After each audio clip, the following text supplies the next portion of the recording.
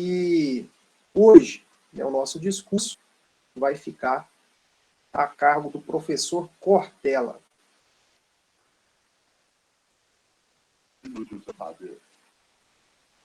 Interessante, porque é gostoso quando a gente sabe aquilo que a gente ainda não sabe, a gente começa a saber aquilo que precisa, e às vezes a gente não precisa saber todas as coisas, porque nem tudo está conectado àquilo que é o nosso projeto de vida, desde que você tenha um projeto de vida. Se você não tiver, a gente desaba dentro daquilo que escreveu um dia um estupendo, um maravilhoso, né, professor de matemática do século XIX, um britânico que muita gente aqui conhece, chamado Charles Dodson. Charles Dodson aqui, todo mundo deve conhecê-lo pelo nome de Lewis Carroll, que é o pseudônimo que ele adotou para escrever livros de filosofia sob a capa de serem infantis. Alice no País das Maravilhas é um livro de filosofia de ponta a ponta. Aliás, ele inspirou o primeiro Matrix, que é o único que faz sentido. Se vocês se lembram do Matrix, ele se inicia como? Se inicia Alice. Alice está brincando no jardim, vê um coelho branco, corre atrás dele e cai num buraco. E cai num mundo onde nada parece fazer sentido, isto é, o nosso. Ela está ali perdida. O coelho, estou atrasado, estou atrasado. A rainha, que manda cortar a cabeça toda hora, corta ele a cabeça. E uma hora a Alice está ao lado da rainha numa execução, e ela diz, mas por que ela está sendo executada? Porque essa pessoa está sendo executada. Ela disse, não sei. Como? É que hoje é a execução, amanhã vai ser o julgamento, depois da manhã é o crime. Ela disse, isso não faz sentido. Ela disse, aqui faz. Olha só.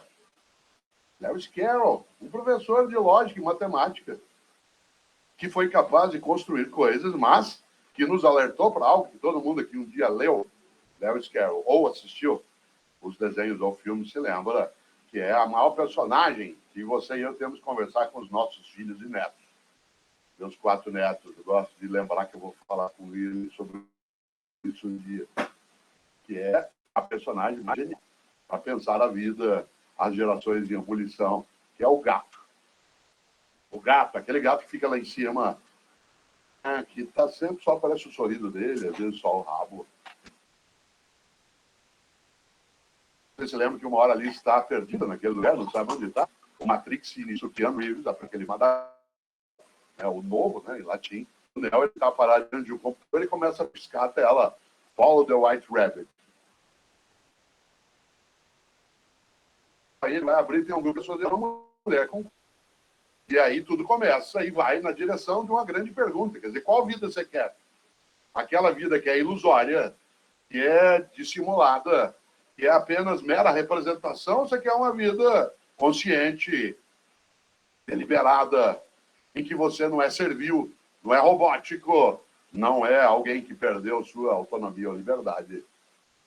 E é claro que o gato lá, uma hora ali está perdida, e ela vê o gato do alto da árvore. E fala assim, o senhor pode me ajudar? E o gato com aquele jeito tranquilo, ele diz, claro. Ela falou, para onde vai essa estrada? O gato fez a grande pergunta da vida, que é, onde você quer ir? Ela falou, eu não sei, eu estou perdida. Ele disse, para quem não sabe para onde vai, qualquer caminho serve. Para quem não sabe para onde vai, qualquer caminho serve. Portanto, a grande reflexão a ser feita é para onde a gente quer ir. Com as nossas opções, nossas escolhas, numa vida que até pode ser curta, né, mas não precisa ser pequena de maneira alguma. E aí, quando a gente imagina grandes cientistas como Darwin, aliás, muita gente ensina às gerações mais jovens algo muito perigoso, diz, como disse o Darwin, a sobrevivência do mais forte. Você não vai encontrar isso desse modo na obra de Darwin. A origem das espécies está escrito na forte luta pela vida, a sobrevivência do mais apto. O que é muito diferente. Na forte luta pela vida, a sobrevivência do mais apto, isto é, daquele ou daquela que tiver flexibilidade no campo do conhecimento, da formação, na parte de graduação, um currículo que seja mais flexível, que não seja fechado numa única direção. Que a gente não esqueça que nos tempos que nós estamos vivendo, ainda bem, Não há uma correlação imediata entre carreira e graduação. Para vários de nós, carreira e graduação era uma correlação obrigatória. Se você faz economia, você vai ser economista. Se você faz engenharia, vai ser engenheiro. Nós temos hoje uma abertura de possibilidades no mundo do trabalho que permite que alguém que faça economia possa depois estar numa atividade de consultoria ou abrir, né, um restaurante ou estar numa atividade de convivência na mídia. E eu sou da área de filosofia. Vocês imaginem o número de atividades que eu tenho. Além de professor e escritor, eu também sou comentarista de rádio, de televisão, faço consultoria, né, eventualmente sou capaz, né, até de opinar sobre coisas que eu não entendo, né? O que é um valor alto. Que coisa boa. Por que eu estou dizendo isso? Porque nós não podemos, de maneira alguma, num mundo onde as coisas estão em ebulição, em grande alteração, admitir uma crença perigosa de que a nova geração pronta nasceu e que ela se contenta, e nós também, em ser atingida por algo que eu lembrava antes, que é a síndrome do possível.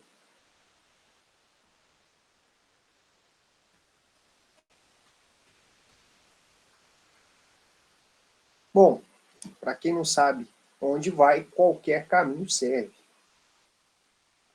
Durma com esse barulho. E com esse discurso, a gente começa a nossa aula de hermenêutica constitucional. Como eu tinha dito, a hermenêutica constitucional, ela visa interpretar a Constituição. Esse é o objetivo da hermenêutica constitucional. E aí, nós vamos analisar, durante o estudo desse tópico da hermenêutica constitucional, as contribuições da dogmática alemã, que é mais presente, que costuma cair mais em prova de concurso, as contribuições feitas pela dogmática estadunidense, né, dos Estados Unidos, e, por último, as diretrizes que são estabelecidas no preâmbulo da nossa Constituição de 88. Então, o estudo da hermenêutica constitucional passa pelo estudo das contribuições à dogmática alemã, estadunidense e as diretrizes que a gente consegue extrair do preâmbulo da Constituição. E aí nós vamos ver qual que é a abrangência, qual é a eficácia do preâmbulo da nossa Constituição, que já fizemos a leitura e que eu repito, toda vez que eu leio o preâmbulo da Constituição da nossa República Federativa do Brasil, eu tenho vontade de mudar para o Brasil, eu tenho vontade de morar lá no Brasil. Enfim, o preâmbulo vai estabelecer várias diretrizes para que a gente possa interpretar de forma correta a Constituição Federal. Bom, a Constituição, ela vai estabelecer, e antes da gente fazer a análise desses vários métodos de interpretação, a gente tem que se perguntar por que existe uma disciplina para me ensinar métodos de interpretação da Constituição. Por que disso? Gente, muito simples. A Constituição Federal, ela, por ser a norma mais importante, hierarquicamente falando, dentro do ordenamento jurídico, e é assim, mundo afora, né, pelo menos no mundo ocidental, todo Estado vai se organizar a partir de uma Constituição, por isso o nome, ela constitui aquele Estado. Onde está escrito que o Estado é uma ordem soberana? Na Constituição desse Estado. E lembra do fundamento, da legitimação da Constituição? É porque o Estado ele tem 3 elementos constitutivos, básicos. Todo Estado tem que ter esses 3 elementos para ser entendido, para ser encarado como Estado. Povo, soberania e território. Então, olha que interessante. A partir do momento que esse Estado é um Estado de direito, que ele se organiza a partir de normas, a partir de leis, eu tenho que buscar um fundamento máximo dessas leis. Por que a gente respeita o Código Civil, o Código Eleitoral, o Código Penal? Por que essas leis têm validade?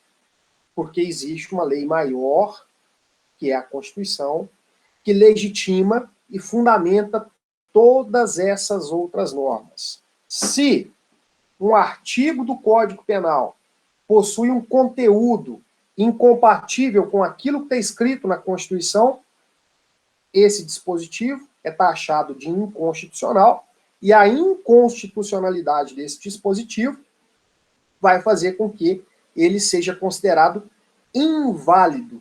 Ou seja, ele existe, mas não produz nenhum efeito. Então, todas as normas, dentro desse chamado ordenamento jurídico, devem respeito a essa norma hierarquicamente superior, a essa norma mais importante, que é a tal da Constituição. E aí, o que legitima a Constituição? Né? Se a lei municipal busca legitimidade na lei estadual, que busca legitimidade na lei federal, que, por sua vez, busca legitimidade na Constituição Federal, o que legitima a Constituição?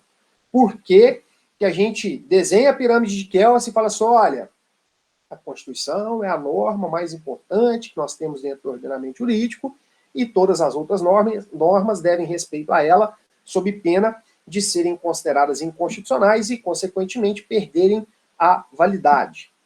Tá, mas aonde que essa Constituição busca a sua legitimidade, a sua legitimação? É nos tratados internacionais de direitos humanos? É na Carta da ONU? Nada. Como nós já conversamos sobre isso, o que legitima a Constituição Federal é o povo, somos nós. Nós que damos legitimidade a essa Constituição, porque ela própria diz, o poder emana do povo. E aí, se a soberania como atributo desse Estado é o exercício legítimo de um poder, de onde vem esse poder? Dentro de um Estado democrático, esse poder emana do povo. E esse poder que emana da gente, a gente enquanto povo, a gente enquanto se identifica como sociedade organizada, nós abrimos mão de parcela dos nossos direitos para que vários outros desses direitos sejam respeitados com o aval, inclusive, do Estado, que é o único que, dentre nós, pode utilizar de forma legítima a força. Soberania implica no uso legítimo da força, no uso legítimo do poder. Mas essa legitimidade só é possível a partir do momento que existe um consenso do povo. Então, olha, como que estão interligados os elementos que constituem o Estado. Povo, soberania. É porque o território é um elemento material. O território é fácil a gente visualizar. Né? O território é demarcado com as tecnologias que a gente tem hoje, de GPS, de não sei o quê. O território é um elemento muito simples. Agora, só é possível a implementação, a concretização desse elemento imaterial, que é a soberania, porque o povo a gente consegue enxergar. Eu consigo ver pessoas que integram o povo brasileiro, eu consigo enxergar o território brasileiro. Agora, a soberania eu não consigo enxergar. Mas ela só é possível e ela só legitima o nosso ordenamento jurídico e se inicia pela Constituição Federal porque assim quer, porque assim deseja o povo. Então, quando a gente observa um Estado que sofre uma guerra civil, né, que sofre uma instabilidade social, não adianta nada o que está escrito na Constituição, aquela Constituição não vale nada. Né, durante um momento de instabilidade, como a gente tem visto em alguns países do Oriente Médio, como a gente tem visto em alguns momentos na Venezuela, em alguns países próximos de nós aqui, esses momentos de instabilidade social, não adianta nada você invocar Constituição, você invocar determinada lei. Por quê? Porque elas perdem a legitimidade. Então, a partir dessa ideia de que é a Constituição que tem a sua legitimidade no povo, que, por sua vez, legitima todas as outras normas, é necessário que eu tenha uma técnica apurada para interpretar as normas dessa Constituição, para que eu possa aplicar da forma mais correta possível as normas que estão escritas nesta Constituição. Por isso, da hermenêutica constitucional. Por isso, eu ter uma disciplina que visa estudar a forma correta como eu tenho que interpretar a Constituição. Por quê? É uma marca, é uma característica básica da grande maioria das constituições terem normas abertas, utilizarem de expressões muito abertas. Conceitua para mim dignidade humana, né? Conceitua para mim pluralidade política, valores sociais do trabalho. Tá vendo? São expressões contidas na Constituição Federal, nossa, que é de 88, que são expressões extremamente abertas, que a depender do momento histórico, a depender do momento social, eu posso ter interpretações diferentes. E aí não tem como eu dizer que a interpretação que foi feita no passado era uma interpretação errada. Era a interpretação correta para aquele momento social, histórico, político, jurídico. Para aquele momento, a interpretação correta era aquela. É só lembrar do exemplo bobo do biquíni, né, da regra que se proibia, né, quando você chega em 1920, numa praia do Rio de Janeiro, e aí na entrada da praia tem lá a norma, proibido biquíni. Você está em 1920, e aí você chega numa praia do Rio de Janeiro, está lá a regra, proibido biquíni. E aí você tem que interpretar com base nos acontecimentos da época, com base na análise social, com base nos valores daquela época. E aí, se em 1920, numa praia do Rio de Janeiro, é proibido o uso de biquíni, a interpretação a que você chega é que ali, ó, o máximo que a mulher vai poder usar é um maiô. O máximo. Biquíni de jeito nenhum, porque senão vai chocar a sociedade. Agora, se você, em 2021, chega no Rio de Janeiro e se depara com a placa proibido uso de biquíni, né, o proibido o uso de roupa de banho, né, de uma forma mais genérica. Isso lá em 1920 vai falar só, olha, as pessoas aqui, homem não vai poder usar sunga, vai ter que usar no máximo um short, e mulher não vai poder usar biquíni, vai ter que usar um maiô. Agora, se você se depara com essa regra hoje, numa praia, olha, proibido uso de biquíni e sunga. Qual que é a interpretação que você vai chegar? Olha, eu estou diante de uma praia de nudismo. Aqui eu não vou poder usar sunga, mulher não vai poder usar biquíni. Então, a interpretação, sobretudo das normas constitucionais, que possuem diversas normas abertas, elas vão demandar essa interpretação mais cuidadosa e uma interpretação que pode mudar a depender da mudança social, né? A depender dos anseios, a depender do anseio de quem exerce esse poder, né? De onde emana esse poder. Então, se a gente pegar uma análise da nossa Constituição, que é de 88, e algumas decisões proferidas pelo Supremo Tribunal Federal, lá no final da década de 80, no início da década de 90, e outras decisões, talvez até sobre os mesmos assuntos, a gente consegue visualizar uma mudança interpretativa. Né? Nós vamos estudar isso de maneira mais detalhada, né? Chamada mutação constitucional. O que é isso? Muda-se, talvez o texto da Constituição permanece o mesmo, mas a forma de se interpretar aquele texto mudou. Então isso é muito comum, a gente se deparar com decisões, sobretudo do Supremo Tribunal Federal, né, que é o órgão do Judiciário que é responsável pela interpretação, pela guarda da Constituição, o Tribunal Constitucional Brasileiro é o Supremo Tribunal Federal, e muito importante que a gente entenda isso, né, quando a gente fala no Supremo Tribunal Federal, ele exerce duas funções. Deixa eu utilizar aqui um slide para poder facilitar essa explicação aqui, porque quando eu falo em STF, a gente tem uma escalada do judiciário, né? Vamos pegar aqui da Justiça Estadual. Eu tenho aqui a decisão primeira proferida pelo juiz de direito, depois pelo Tribunal de Justiça, cuja sede, né, se tratando da Justiça Estadual de Minas, a sede é em Belo Horizonte. Depois é possível fazer um recurso para o Superior Tribunal de Justiça em Brasília e, por último, para o Supremo Tribunal Federal. Então a gente tem essa escalada. Julgou aqui a primeira vez, aqui já é segunda instância, aqui segunda instância, aqui segunda instância. Então, se o processo inicia-se na comarca de Divinópolis, pode ser que esse processo vá parar no Supremo Tribunal Federal. Não obrigatoriamente todos os processos passam por essa análise. Desculpa. Então, não necessariamente todos os processos passam por essa análise recursal. Ó, foi julgado aqui pelo juiz de direito da comarca de Divinópolis e as partes não quiseram recorrer da decisão. Pronto, o processo morreu aqui, ó. O processo não foi nem para o Tribunal de Justiça.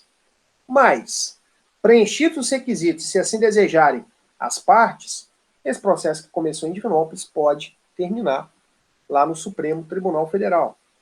Portanto, o Supremo Tribunal Federal é, além de um tribunal constitucional, e essa é a grande crítica que se faz aqui no Brasil, ele, além de um tribunal constitucional, ele é um órgão recursal. O Supremo Tribunal Federal julga recursos. Ele julga recursos. Então, o processo que começou aqui em Divinópolis, o processo que começou em São Paulo, o processo que começou no Rio Branco, no Acre, o processo que começou lá em Manaus, o processo que começou em Teresina, o processo que começou em qualquer comarca do país, pode ter como destino final o Supremo Tribunal Federal. Agora, além dessa atribuição recursal, que fica fácil a gente visualizar, né, ingressei com uma ação judicial, fui recorrendo, chegou até o Supremo Tribunal Federal, o Supremo Tribunal Federal é o último órgão no judiciário a julgar o meu recurso. Depois que ele julgou, não tem para onde recorrer mais. Além dessa atribuição, o Supremo também exerce a função de tribunal constitucional. O que é o Tribunal Constitucional? O que o Tribunal Constitucional faz? O Tribunal Constitucional, ele interpreta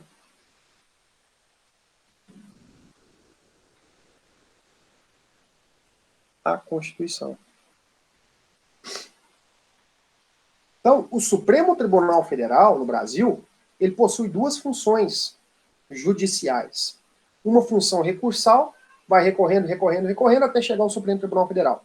E ele possui uma função também de tribunal constitucional, ou seja, de ditar a interpretação a determinadas normas constitucionais.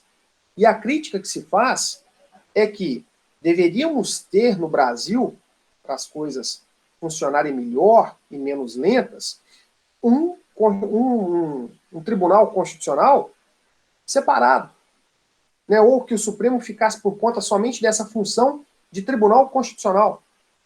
Que um outro tribunal ficasse responsável pelo julgamento desses recursos que chegam no Supremo Tribunal Federal. Além disso, o Supremo Tribunal Federal tem uma competência de órgão originário. Como assim?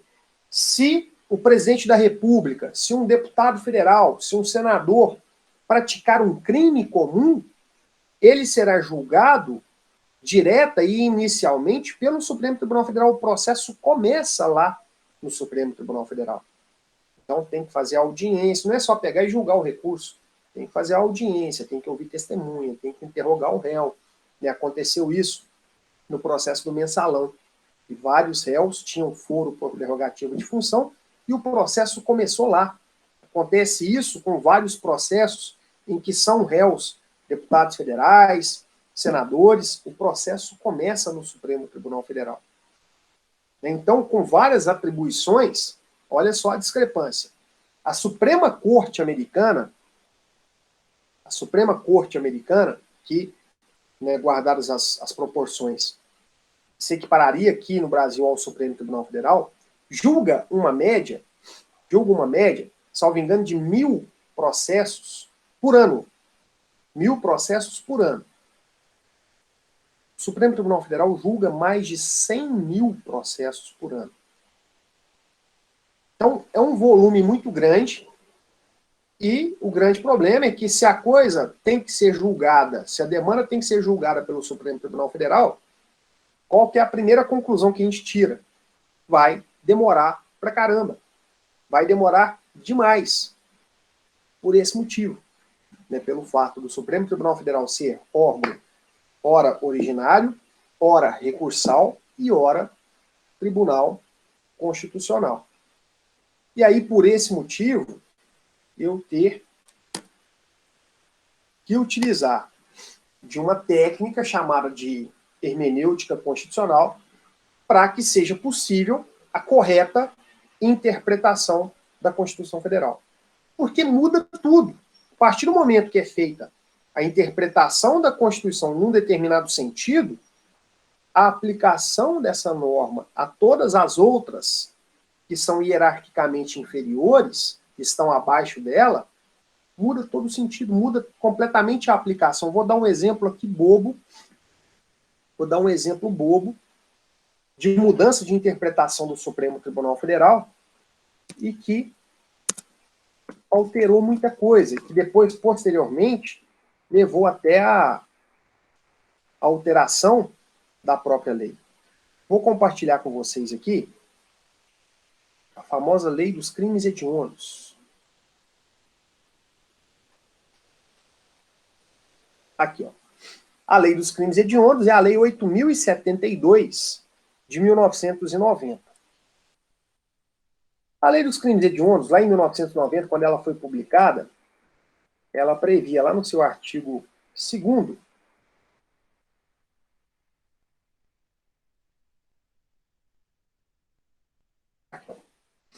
arriscado aqui porque foi revogado. Lá no artigo 2º, parágrafo 1º, a Lei dos Crimes Hediondos estabelecia que, ó, a pena por crime previsto nesse artigo será cumprida integralmente em regime fechado. Então, olha o que falava a Lei dos Crimes Hediondos. Quem fosse condenado criminalmente por um crime considerado hediondo, né, um latrocínio, um homicídio qualificado, um estupro, um tráfico de drogas, quem fosse condenado por um crime hediondo teria que cumprir a pena no regime integralmente fechado. Nós sabemos que o sistema de cumprimento de pena, de acordo com o Código Penal, lá no artigo 33, lá no artigo 44 em diante, ele é um sistema progressivo. O indivíduo começa a cumprir a sua pena num regime mais gravoso, cumpre um determinado período de pena, ostentando bom comportamento carcerário, progride para um regime menos rigoroso. Né? Então, se ele começa a cumprir a pena no regime fechado, ele progride para o semiaberto, para depois progredir para o aberto. Se ele foi condenado a uma pena de 15 anos de reclusão, ele não vai cumprir os 15 anos fechado. Ele vai cumprir um período no fechado, depois ele vai progredir para o semiaberto, vai cumprir outro período no regime semiaberto, e depois progredirá para o regime aberto para cumprir o restante da pena no regime aberto. Mas a Lei dos Crimes Hediondos, que é de 1990, pouco depois da promulgação da Constituição de 88, ela vedou essa progressão. Falou assim, olha, é proibido progredir de regime se foi condenado por crime hediondo. Foi condenado por crime hediondo, 15 anos de reclusão, vai cumprir os 15 anos em regime fechado. E aí, começaram a discutir que esse artigo 2º, parágrafo 1º, da lei dos crimes hediondos era inconstitucional.